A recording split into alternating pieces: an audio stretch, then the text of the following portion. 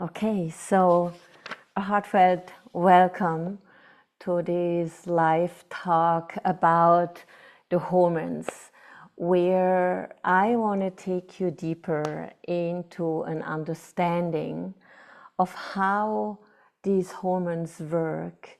Especially now, today, we will concentrate on the sexual hormones and the stress hormones, the reproductive hormones and the stress hormones.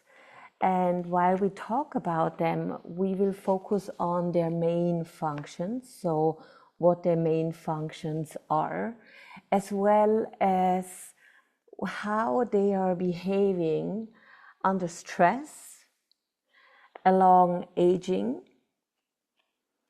and eventually then also seeing how they can be related to the elements and the seasons of nature. So this will be our hour today together.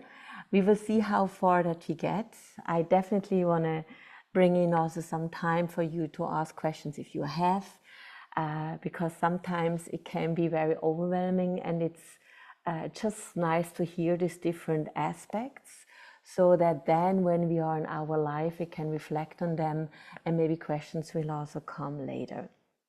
I have done talks about this before, especially as a preparation for my online course, Hormones and the 5 Elements, where I was concentrating much more on the 5 elements, on the seasons, on the cycles and rhythms of nature. But today I really want to go right away into the hormones, as this is really a topic that we are all longing to understand better.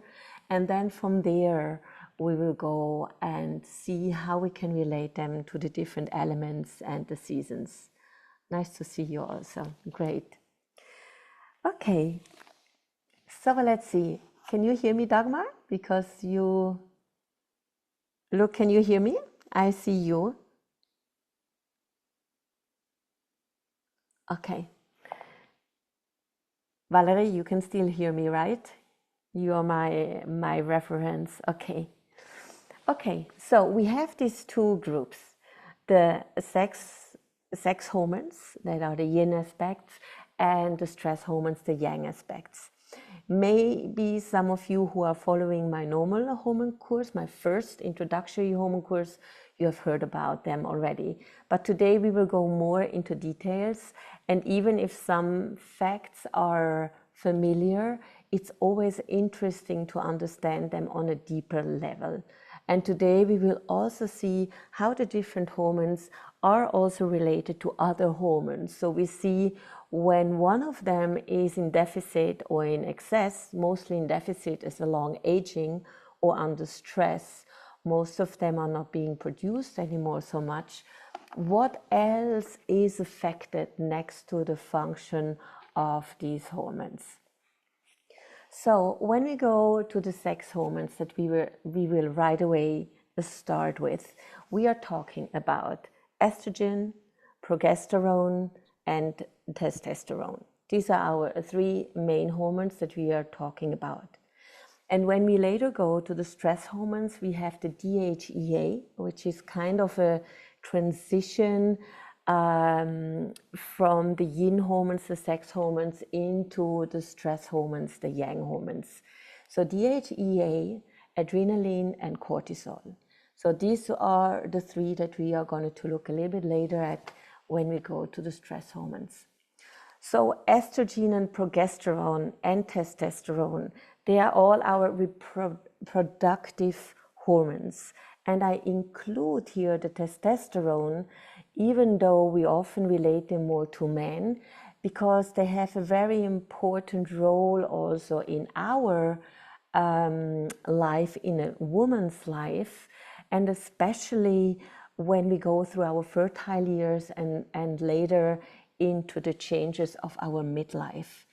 All of these hormones, especially estrogen and progesterones, are the part that guarantee and produce our well-being from a sense of lubrication, of juiciness, of radiance, of being able to move without pain, being able to be present, to have a clear mind, being able to keep our moods in balance, and to have a healthy bone density, to have a radiant skin, hair. Every single cell is being nourished by estrogen, progesterone, and these yin aspects of our body. So estrogen and progesterone kind of do the same.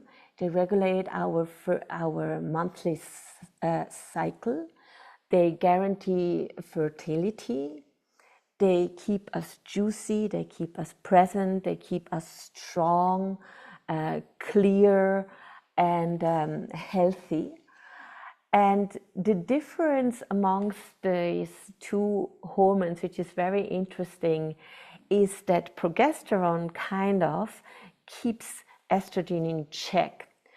Estrogen is responsible to build masses, to build us up, to make us the human being, man or women, that we are now. So not only the reproductive organs, but also all our tissues, the sexual tissues and all the other tissues. This is what estrogen is really responsible for. And you can imagine if estrogen would be without being in check, so without control, it would be always build up, build up, build up, and we would always gain more mass. We would always gain more water retention. And so progesterone is very important here to make sure that the uterus lining that is being built up is being maintained and not built up until the infinite, that our breasts stay without any cystic tissues, because estrogen is building up our breast tissue, and that all this mass that is being built up in our monthly cycle, but also during our life cycle, is not going in excess. So in the world of Eastern medicine, Chinese medicine, these two hormones, estrogen and progesterone, keep each other wonderfully in check. One builds up and keeps us juicy and strong, and the other one makes sure that it's maintaining, that it doesn't get into excess, and at the same time gives us some grounding energy.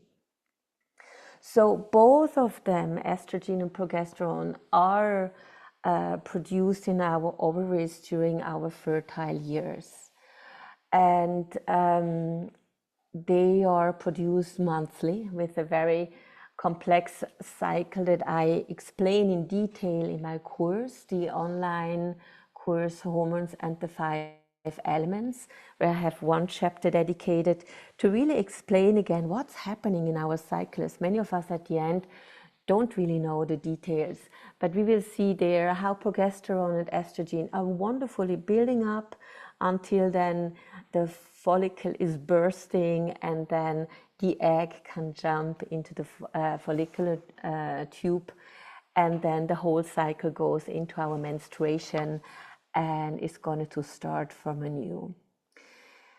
Through the years, or let's say under stress, both of these hormones are not being produced as they should. They're being stopped, they're being decreased. Any elevated level of cortisol, which is the stress hormone that we are going to look at a little bit later, will influence and will stop and reduce the production of progesterone and estrogen and many other hormones also. So any stress level will interfere with this amazing, wise, intelligent function of nature to build us up in puberty, that we become the person that we are, and then in our fertile years, of course, to keep us in our monthly cycle, in our life cycle, at the maximum of radiance, of strength and resources. So stress will always interfere with this and will always decrease or let's say influence these amazing functions of these beautiful, juicy, lubricating, empowering hormones, estrogen and progesterone. Along aging, it's really all of the hormones with age will decrease, most of them. But progesterone is probably one of the first one that starts to decrease. It starts to be produced less, which starts in the years of 35 in the woman, in the life of a woman, and it's linked, interesting enough, also with the time when women start to suffer more from osteoporosis, from a decreased density of our bones, as progesterone is the hormone, together with estrogen, but especially progesterone, that's the hormone responsible to keep our bones healthy and dense. So from the years of 35 years on, these hormones are going to decrease, and eventually estrogen also follows. And around menopause, like perimenopause is between 45 and 55. So there the decline continues. And around menopause, when we have been 1 full year without our menstruation, the level has decreased often under 50%. So it means that when we age, or the older we get, we have less reserves of these yin hormones, of the estrogen and the progesterone, who can keep us in this radiance, in the full power of our life. And we will definitely feel a change in how we respond to stress, how we digest food, how we digest events and experiences, how we respond to challenges in our life, and also how we cope with immune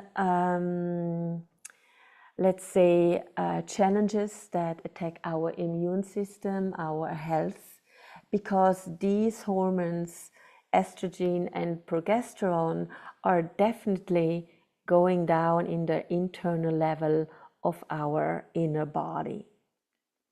So we have this interconnection of both of these hormones. Both of these hormones are closely connected with each other. But it's very interesting to know, because it's not just about the sexual hormones, progesterone and estrogen, and then the stress level that we have, because they respond right away to cortisol and adrenaline, our stress hormones, as adrenaline and cortisol are our stress hormones, and estrogen and progesterone are our sexual hormones. So when the sexual hormones diminish, we have less reserve to cope with our stress hormones. But there are a lot of other hormones also, and also functions of our body, that are affected by a decrease or increase of progesterone and estrogen. So estrogen, for example, boosts also the serotonin, our feel-good hormone. So when we have less estrogen in our body, like under stress, as they are inhibited by the high level of cortisol, so when the level of estrogen decreases, also the level of serotonin, our feel-good hormones, will also decrease, will also have an influence. The sensitivity to dopamine, our motivation and reward and pleasure hormone, is also affected by estrogen and progesterone.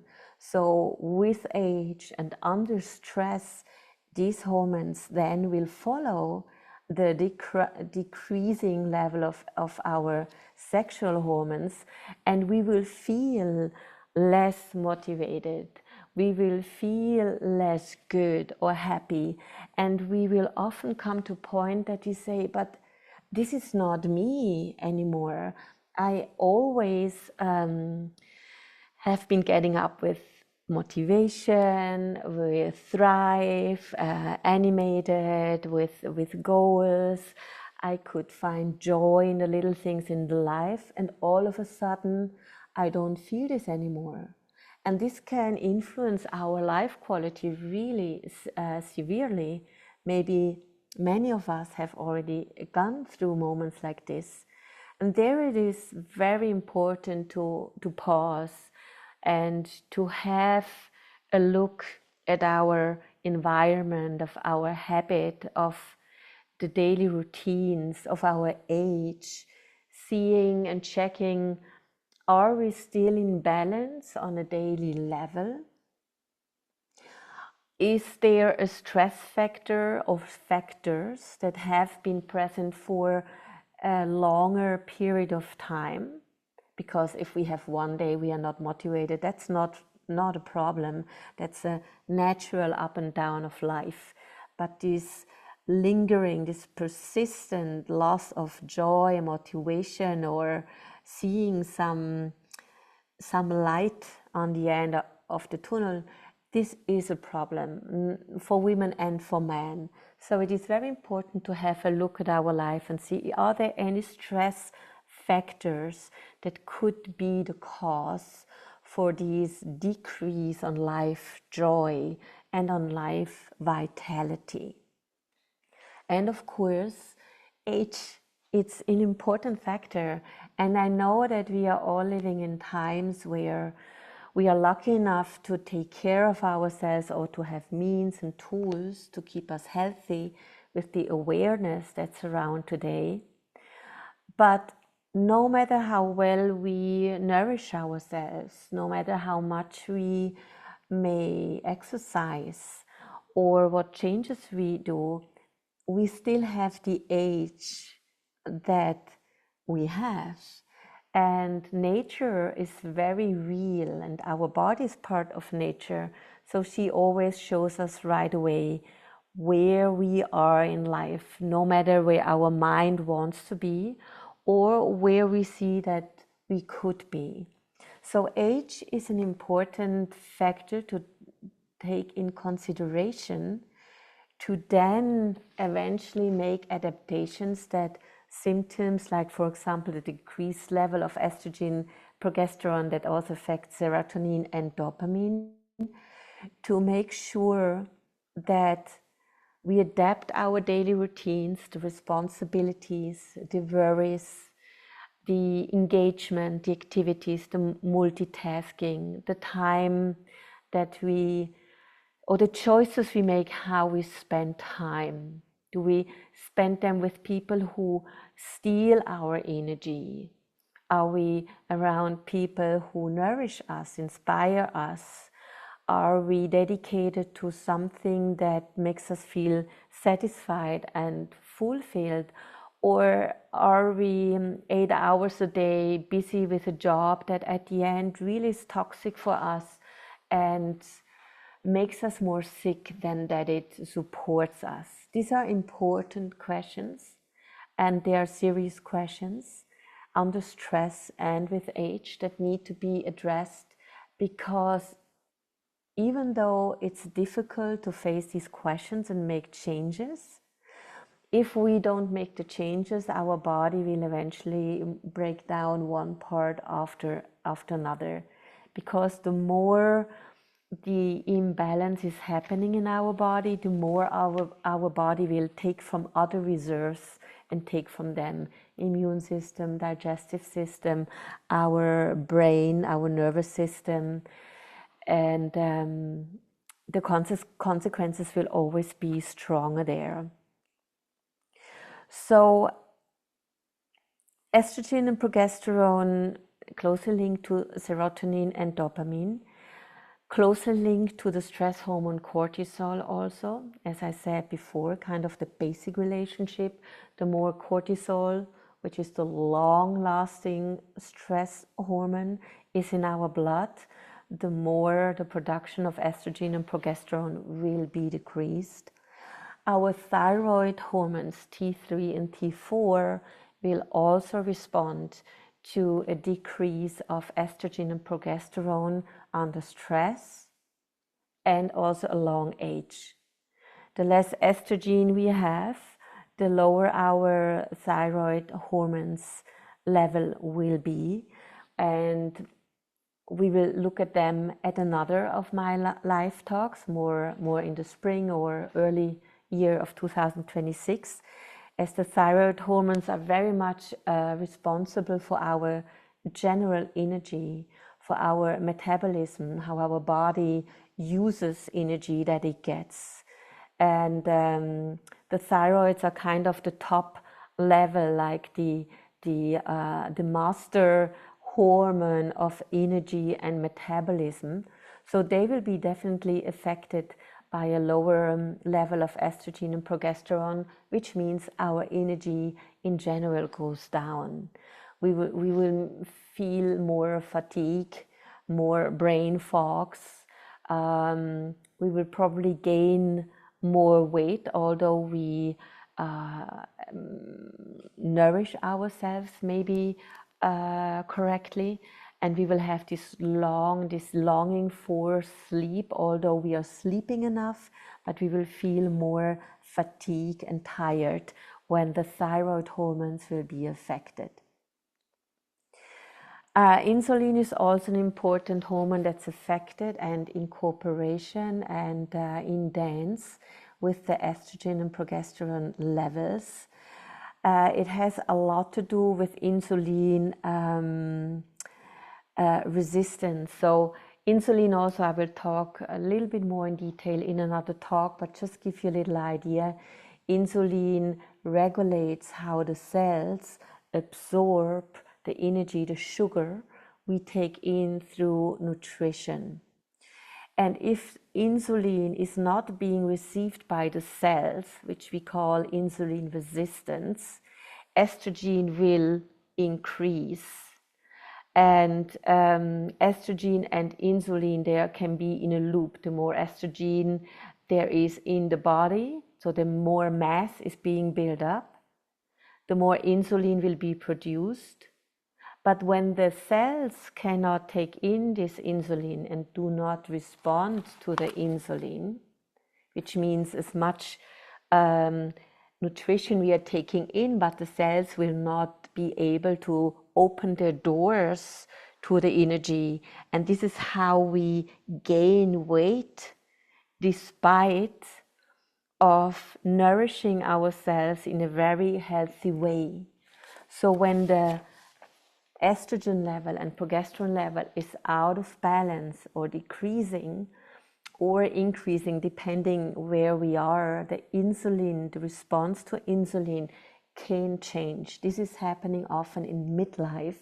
This is when often many of us get this Michelin ring around our belly, which makes many of us who have been used to be really have a flat belly, a fit body, and many of us really can suffer of that. And any diet or discipline will not help unless or until we can balance this imbalance and decreasing estrogen level that affects also the insulin.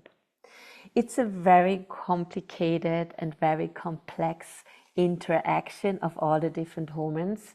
So it's really worth it from a certain moment on when you feel something is not working anymore for a while and it affects me. It's really helpful to get a blood test with a gynecologist. Let them talk about which hormones, because blood tests, we need to tell them what do we want to check. So a gynecologist can help you or can then tell, and when sending in the blood sample, what we want them to test. And especially all of these hormones that then show what is working correctly and what not. The oxytocin, our love hormone, also very much in tandem with estrogen. The more estrogen, the more oxytocin. So that's why often, like people who have a little bit more weight on them, they are so gemütlich, no? They are cozy, they have so much love to give. Whereas often people who are very strict and disciplined and very thin often, I don't say generally, but we can observe it often, don't have so much oxytocin, this warmth, love hormone to give. So more estrogen, also more oxytocin.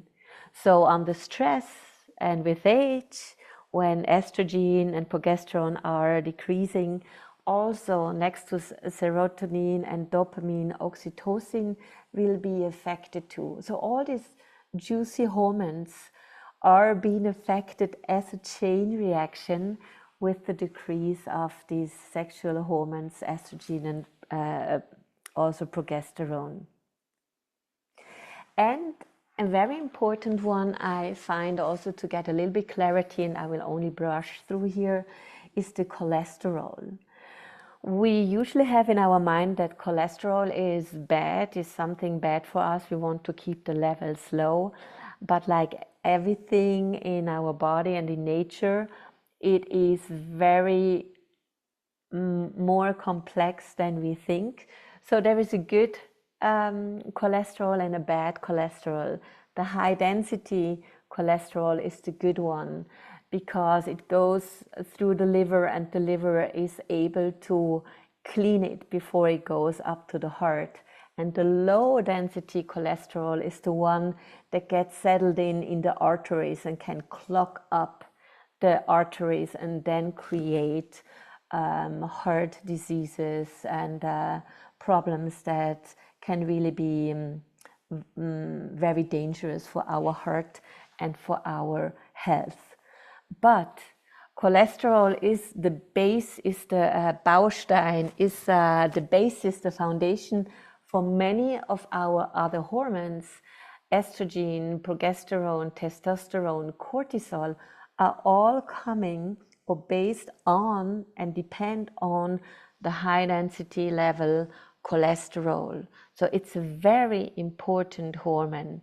And when estrogen goes down, cholesterol, the good one, is also affected. As estrogen increases, the high density cholesterol, the good one, and it decreases the low density cholesterol, the one that clogs up our arteries.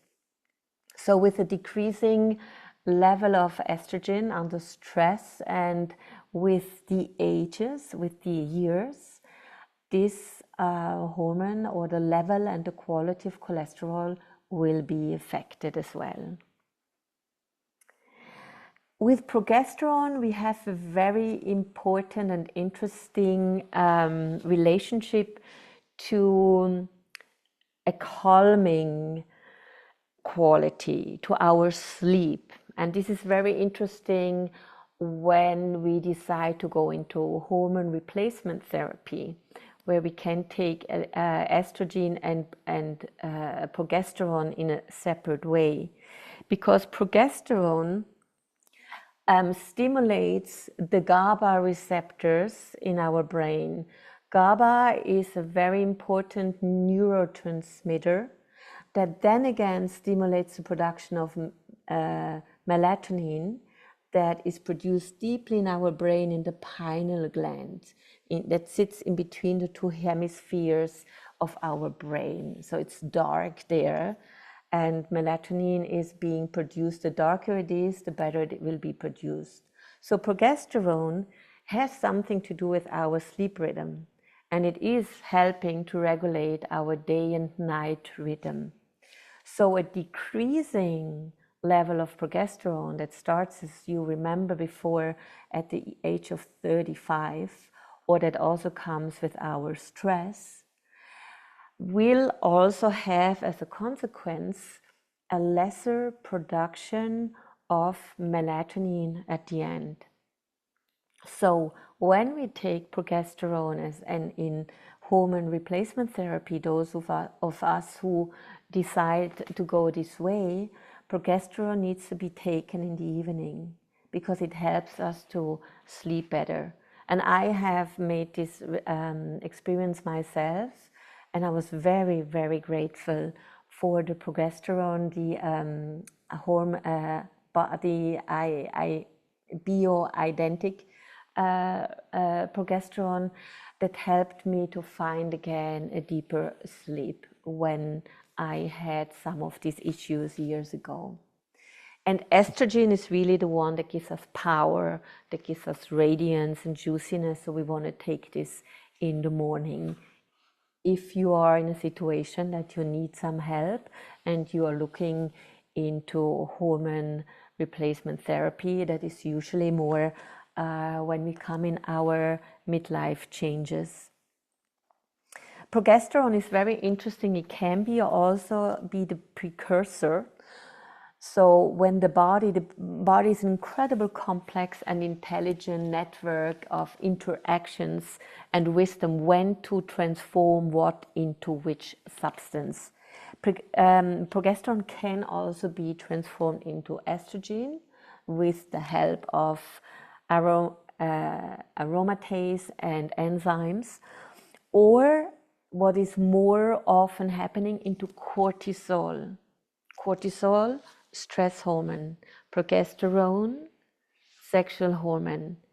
Progesterone, juiciness, calm, sleep, groundedness, bone density. Cortisol, like alertness, stress, ready to fight and flight, eating up the bones.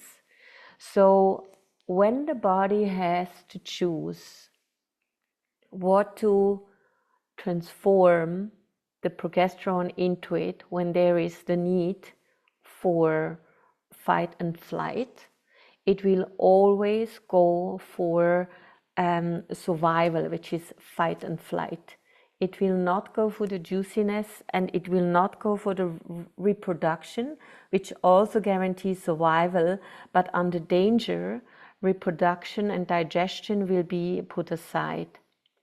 So when we are too long in a stress situation, and this is especially important for us women who are in perimenopause, menopause and postmenopause, when our level of progesterone and estrogen is already much lower than it used to be in our fertile years, it is unpredictable to adjust our stress situations and level so that the already higher stress hormones in our body can eventually calm down and eventually find a level with the estrogen and with the progesterone, or also boosting up our sexual hormones through rest, lubrication, nourishment in all different ways. Not only food, also relationships, practices, mind, mental patterns. So this is very important because the body will otherwise eat up the resting progesterone that we have, and will accelerate our aging process, and will cause a lot of symptoms that represent that imbalance in our system. Sleep problems, night sweats, mood swings, fogginess in our mind, very quickly getting a cold or inflammations. So these are all symptoms that there is an imbalance in our internal landscape, and that invite us to pause and check our situation out. Stress and age are always the two questions, and many of us unfortunately have both until we hit a level and understand the urgency of making critical changes in our life and habits. often stress and age go together quite a while and will provoke these symptoms and signs of imbalance until we eventually understand. So take these symptoms serious when you start to get digestive issues, not only after one meal, but generally, that you get bloated all the time, that you cannot really eat something, that you gain weight or you lose weight without really knowing why, that you have a hard time to concentrate, that you get brain fogs and forget things, and that you cannot do multitasking anymore so much as you did before, that your reaction is much more irritable, so more not so steady anymore like before, or the rage comes out, or sadness and tears are all important signs to invite us to pause and see what they really want to tell us, what is out of balance and what needs our attention.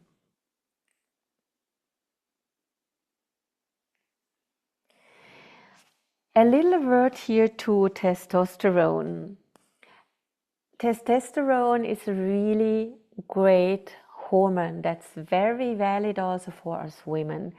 Testosterone, in my course, I put it into the element of fire, into our fertile years between 20 and 45, when our sexual life is of course quite active, but our power is there. We are at the top of our strength of our life between 20 and 45. So if you are there, use it, or see what to change in order to regain this innate strength that we have, and that testosterone is a big drive of it. Testosterone gives us this clarity in our mind, gives us the strength in our body, gives us the sexual desire, and sexuality always is equal with life force, life joy, vitality.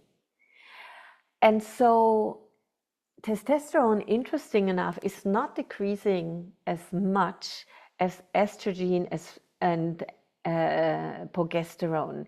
It also is affected by the decrease of estrogen and progesterone, but testosterone itself has a more steady, not such an abrupt decline. It goes more slower. So testosterone is an interesting one because it also goes very close with estrogen.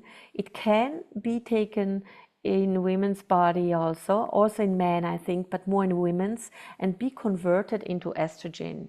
When the body notices, she needs more estrogen than testosterone, it can take testosterone and convert it into estrogen. And of course, it's also, the production is influenced by the stress hormone cortisol, which we all have experienced in ourselves or in our partners. When there is a stress level, especially a subconscious one, the sex life can be a way to get out of it, to get rid of tension, but often the sex life is very much, our libido is very much affected by stress, and we are kind of numb. There is nothing there because we are so tired, we are so exhausted, that there is no space for our body to feel this natural desire. And so there, testosterone is definitely affected. And I will do here the transition into the stress hormones, because we go to a hormone that is kind of both and has a very interesting function. It's the DHEA. It's also like cortisol and adrenaline, produced in the adrenal glands. Estrogen, progesterone, testosterone are produced in the fertile years in our ovaries. Just after our menopause, it's being produced also in the adrenal glands, in our bones, muscles, and fat tissues. But so DHEA is already not only a hormone, but it is also a neurotransmitter. It's like the hormone, the multitasker, and I also call it the youth tonic, because this DHEA, that's also neurotransmitter, so it can be transmitted like hormones through the bloodstream in a more slow, persistent way from one place to another, or in a very quick, immediate way through the nervous system. And it can be taken and is the precursor to be replaced or transformed into testosterone or estrogen. And that's an amazing function, especially in menopause, after menopause, when our body does not produce anymore estrogen and testosterone in a way that it used to. I'm taking DHEA since only a year now, and I have noticed the effect so much in my studies with acupuncture and in my flamenco dancing, which has a lot to do with thinking and coordination and building up new neurons from the brain to the body and vice versa. 2 months into using 15 milligrams of DHEA every morning, I noticed that I had so much more ease in getting along and capturing the choreography in flamenco, and also in being attentive and understanding and not forgetting anymore all the complexity of my Chinese medicine study. So I can just share this with me from my experience. Not everybody reacts the same, but I'm a big fan of this supplement, of this hormone, and I could experience it myself, that it's really transformed into either estrogen or testosterone and gives me mental clarity and this strength and power that I was missing before. So of course, high cortisol, again, even though they are both produced in the adrenal gland, but also reduces DHEA. So stress, when you can see, is always an inhibitor of all the great, amazing functions of our body. And an important thing is also that the insulin level that controls our blood sugar and the intake of energy is working much better when the levels of DHEA is also high enough. So there also can be some problems coming up with how to take in or use the energy that we take in through food. And DHEA is like estrogen, progesterone, cortisol, all based on cholesterol. I just see if there was a question, I just see if it's relevant. I'm curious if all the hormones need to be taken together to complement each other, or could you just take DHEA or just progesterone without taking estrogen as well? This is a very great question, which I will answer right here. This you really have to do together with a professional. Do not self-medicate yourself. You can't, because you need to have a recipe for or a receipt for hormones. At least this is how it is here in Spain. But usually that's why it needs somebody who is specialized in hormones, and that's why not every doctor is specialized in hormone, not even every gynecologist. And it's important to find somebody who can guide you there, because the levels and numbers of the hormones, that when they come back from the blood control and sample, it's really complex. You need somebody who can efficiently guide you. And the best is always to start with something and then observe for 3 months, and then from there go ahead. Usually when you take one progesterone or estrogen, you need to take the other, because estrogen and progesterone dance with each other. If you only take estrogen, as you heard before, it can go out of check. You can have water retention, gain of weight, and cysts that are also growing. So you need the progesterone in order to ground you.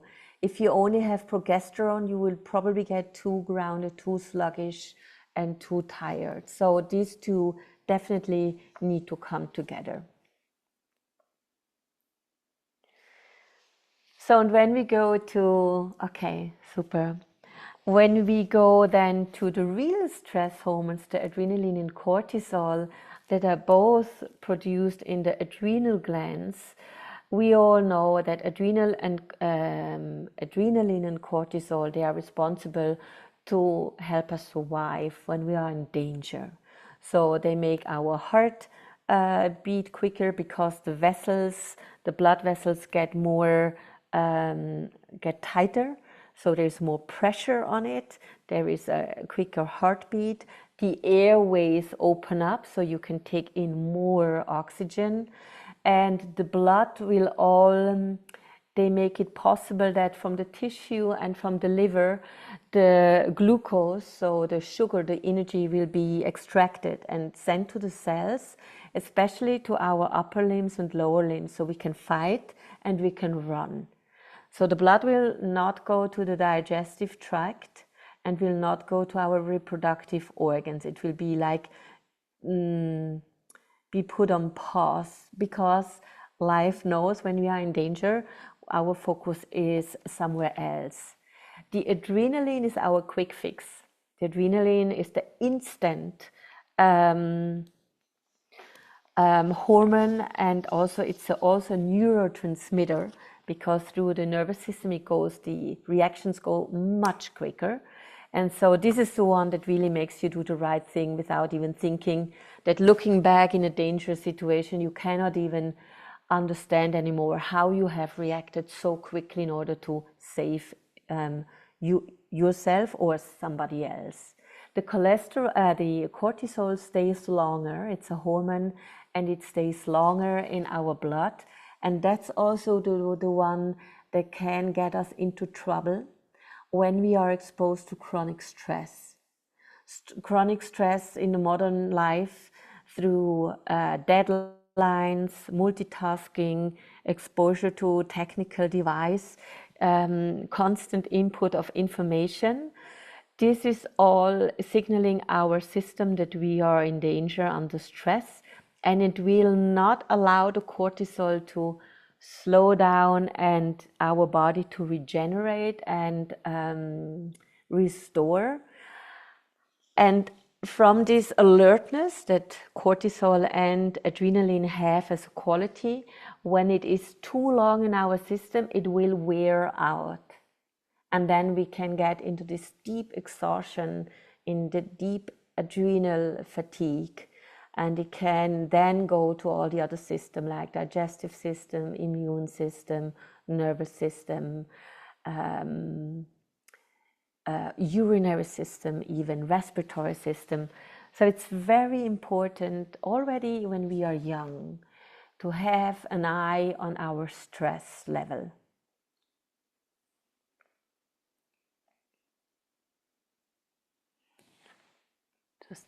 The time is flying. So we have had a little bit of information of the different hormones, which I hope has been helpful. I know it's a lot of information. As I said, in the course, you get this in more digestible tapas. And of course, the book that will be probably published in beginning or mid-January. There is everything there in nice chapters and nicely presented. But that now we can make it free, can move from the Western science that is fascinating itself into the Chinese medicine, into the 5 elements and nature, where it really becomes more proximate, more understandable, more close to our heart. I just would like to go through the 5 elements and then see and let you know how these hormones we are just been talking about can be linked to. So I like to start with the hormone, with the element of wood. The wood that in Ayurveda represents the element of space. And the wood represents the season of spring. This is when the season of spring, or the element of wood, is when a plant really, not because it took me a long time to understand the element of wood.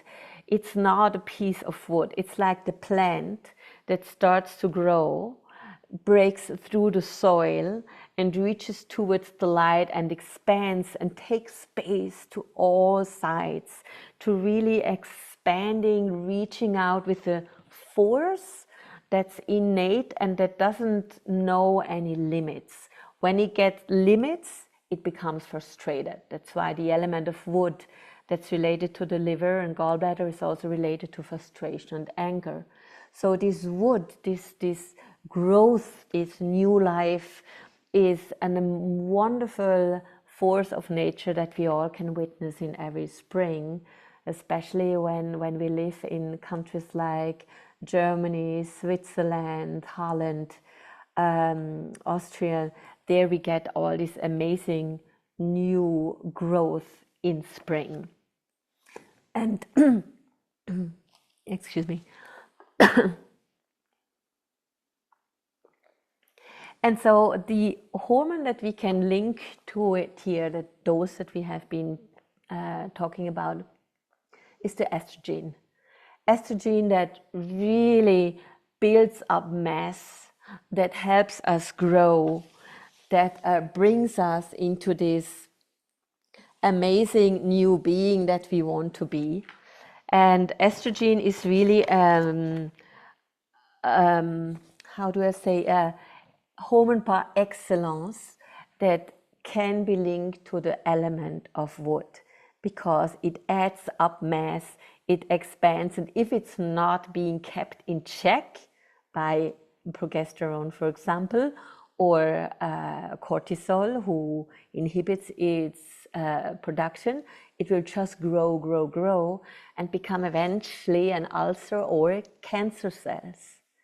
So this is always the both sides of an element of a quality. Growth is beautifully, but if it's not taken in check, it can become too much and it can go against us. What we also have, the adrenaline can also be put into wood. I haven't put it in my course into this element. I have put other hormones that we haven't talked about here. But the adrenaline is this driving force of awake and here and right away and action can also be linked to this element of wood that is linked or related to this force of spring of new life. Then from wood, in the element cycle, when we have a lot of wood, we can make a fire. So we can go into the element of fire. And the element of fire, of course, represented in the season of summer, the high time, when everything is lush and abundant. And there for sure we have like the testosterone, of course, there with our super force. Adrenaline also active, powerful. Bye-bye, Malis. See you soon. And of course also DHEA, because it can be transmitted or transformed into testosterone or estrogen also. So the resilience also and the clarity and the personal power that testosterone represents, and also DHEA can be linked to this element of fire and the season of summer. Then when the fire is done, what remains are the ashes, and we come to the element of earth. And here we have, interesting enough, two hormones that are counterbalancing each other. First of all, progesterone. If you remember, progesterone was the sex hormone that helps us ground ourselves, calm, get the bone density, related to the neurotransmitter, the GABA, that then stimulates the production of melatonin, calm, rest, sleep, inwards, darkness. So this is what the element of earth is related to with this beautiful hormone progesterone. It's also the stability that we will have and the nourishment through progesterone. Interesting enough, we also take cortisol, often cortisol, into the earth element, because cortisol in healthy levels helps us to give us stability. It is regulating the production of many hormones or many functions that maybe can go too much. And cortisol is also counteracting adrenaline. Adrenaline is the quick, powerful spark, immediate spark. And cortisol calms it down and makes sure it is persistent and it doesn't go away. It provides stability. And the earth element is definitely related very much or represents a quality of stability. In the seasons, it's more the late summer, or in Chinese medicine, always the last 10 days of a season are linked to the earth elements, where we treat or we use points, acupuncture points, that strengthen the earth element for transitions to go back to center and then be able to go into the next season. So this is where this element is linked to from the seasons. And in the earth, what is contained is the metal. So minerals are contained in the earth. So we go to the metal element. In Ayurveda, it corresponds to the air element. But from Chinese medicine, the metal element represents then the autumn. And in autumn, we already enter the phase of yin energy of the year. We start to go inwards. They're related with the lungs, with loss. The trees already are losing their leaves. The power that we had in summer with the element of fire changes. And there is definitely an invitation to befriend loss and to refine anew who we are and make different choices to adapt to these changes and make wise choices to not keep going with the fire energy of summer, with the fire energy of the fertile years when we come into perimenopause, that the element of metal is also linked to.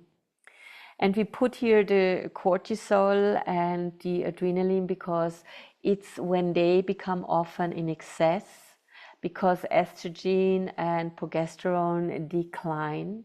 So the cortisol is a lot again to ground, to set boundaries, to tell us the truth, where we are, and that the estrogen and progesterone are decreasing.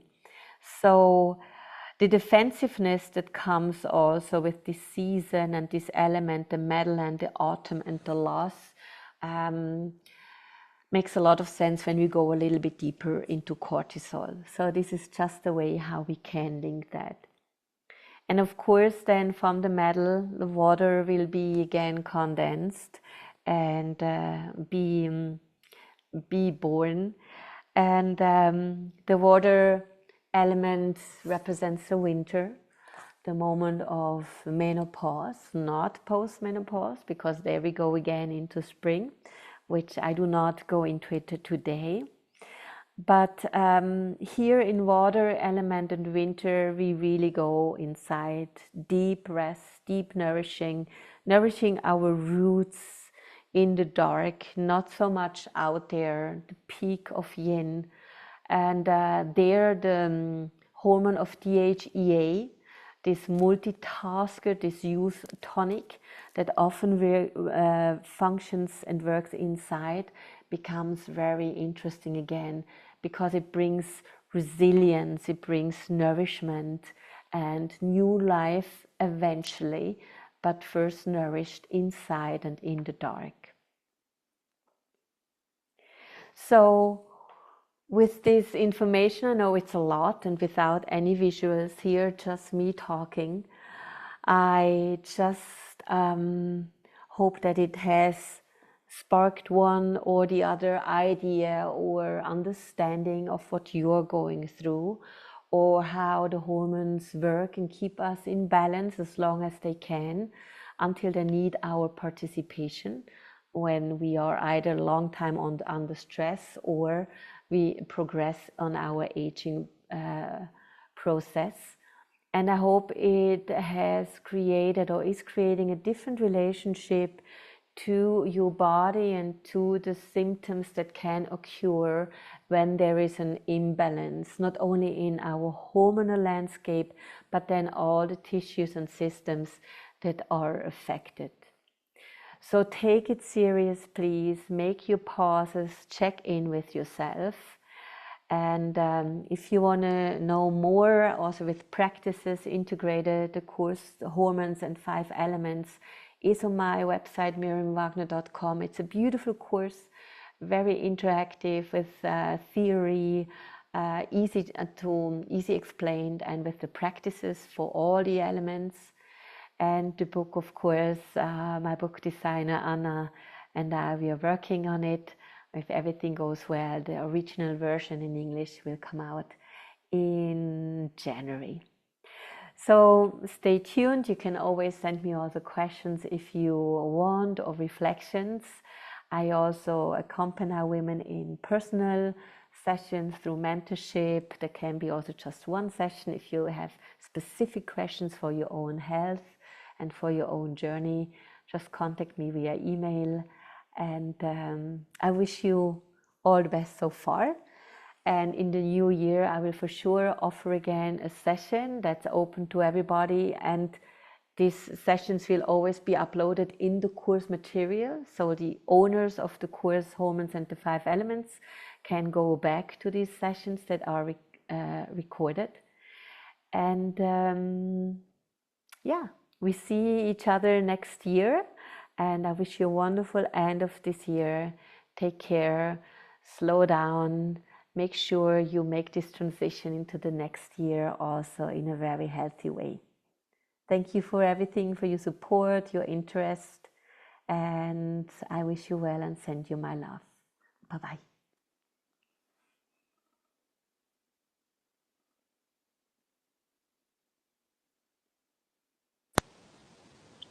Thank you, Mirjam. It was very nice.